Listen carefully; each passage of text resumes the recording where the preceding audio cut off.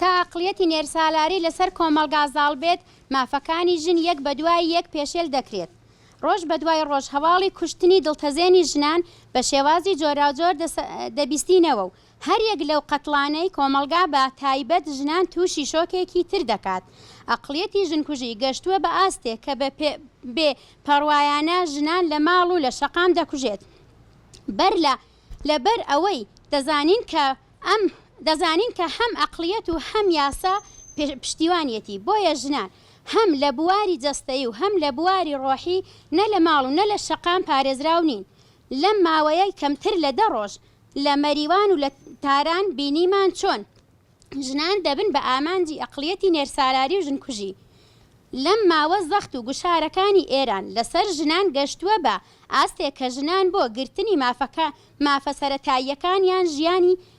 مافەسەرەتاییەکانیان ژیانیان بەهایەک دەدەن بە ناوی گیان. هەر یەک لەو ژنانە کە داوای مافی خۆیان کرد بێت داوای مافی خۆیان کرد بێت دەکەونە گرتوخانەکان و بە جۆرێک لە جۆرەکان دەکوژرێن. شلێر و ژینا لە بنەمادا وەڵامێکی نابوون بۆ هەموو ئەو هێرشانەی کە سیستەمی داگیرکاری ئێران ئەیەوێت بەسەر ژناندا بیسەپێنێت. بێگومان بۆ ئەقڵیەتی ژنکوژی جوگرافیا گرنگ نییە. هەر وەکو لە باشووری کوردستانیش هەموو ڕۆژێک ژنان بە پاساوی جیاوازەوە دەبنە قوربانی هەمان ئەقڵیەت و بە شێوازی جۆراوجۆر دەکوژرێن و زۆر جاریش بەهۆی دابوو نەریتەکانی کۆمەڵگاوە بێدەنگ دەکرێن.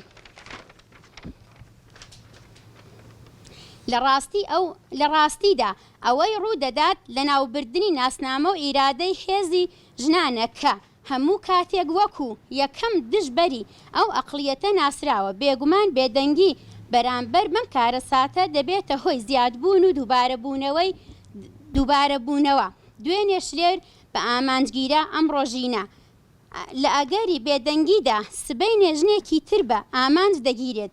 دوێنێ گۆران بکوژ بوو ئەمڕۆکە پۆلیسی ئێران و سبەینێ هەر کەس لە بنکەیەکی سەر حکوومەت ئامان ئەنجامی دەدات.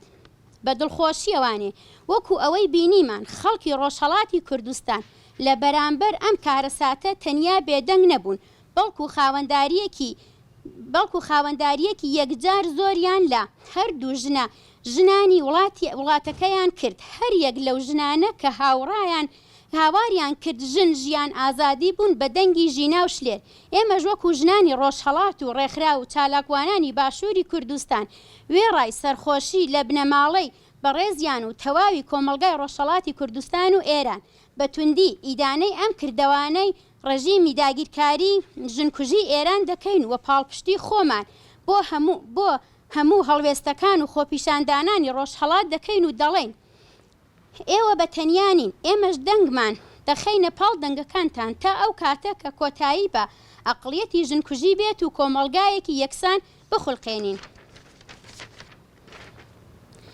ئەم لێدوانە لەلایەن ئەم چەندانە ڕێکخراوەوەیە کۆمەڵگای ژنانی ئازادی ڕۆژهەڵاتی کوردستان کەژار، نوێنەرایەتی کۆنگرستار لە باشووری کوردستان، دەستپێشخەری ژنان لە دژی داگیرکاری کوردستان دەپارێزێت، ڕێکخراوی ژنانی ئازادی کوردستان ڕەژاک.